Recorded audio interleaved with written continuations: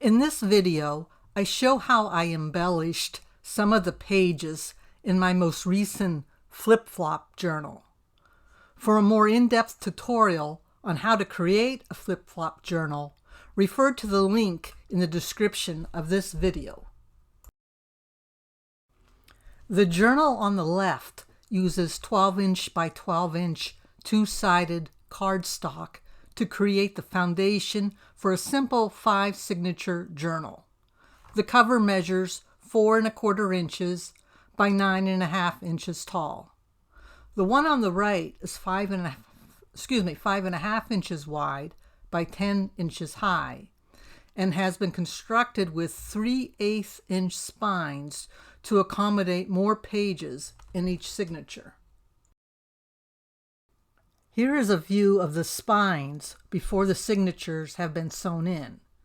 This side of the journal has 2 spines, while the other has 3.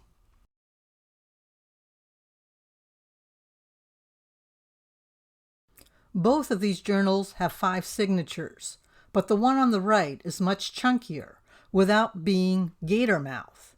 This is due to the fact that wider spines were added when creating the foundation of the journal. Here I am pointing out the spines. You can see the spines on the left journal are simply created by folding the cardstock in half with no added width being added. The covers of both journals are constructed from old books or chipboard. For the foundation pages of this journal, I started with heavy cardstock and covered them with colorful images and napkins. I used white gesso to push the book page images into the background and used gel medium to attach napkins in desired spots.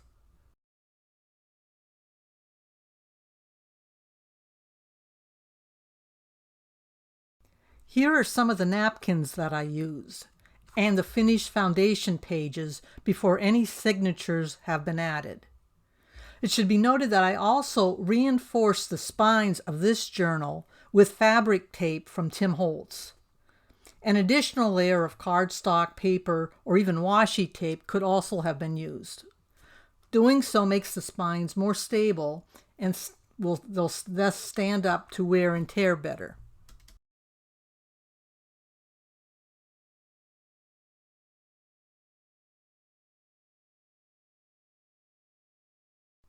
For inside the journal, I used some number 10 business envelopes, leaving the tops open. Also, I only glued images on 3 sides to allow for some side tucks and pockets for tags. The folded envelopes will be stitched among the pages, making up each signature.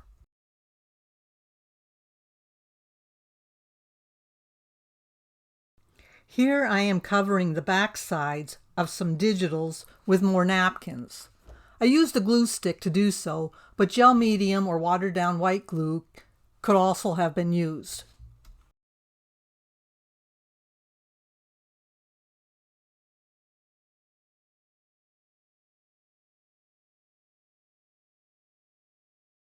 These are a few of the napkin-backed pages. Many of the digitals used in this journal are by Patty Lang of Sacred Mementos.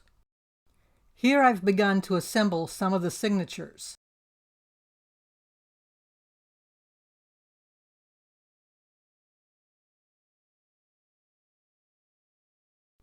For an additional layer, I printed some of the digitals on sticker paper.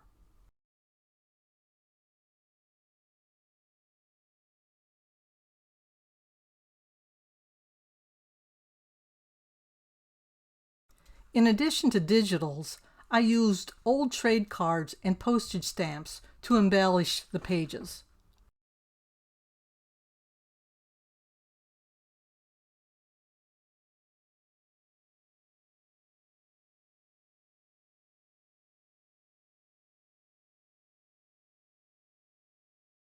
Finally, I added a couple of cigar box labels to finish off the cover. I've included a link to a final flip-through of the completed journal at the end of this video. Thanks for watching. I hope you found some inspiration.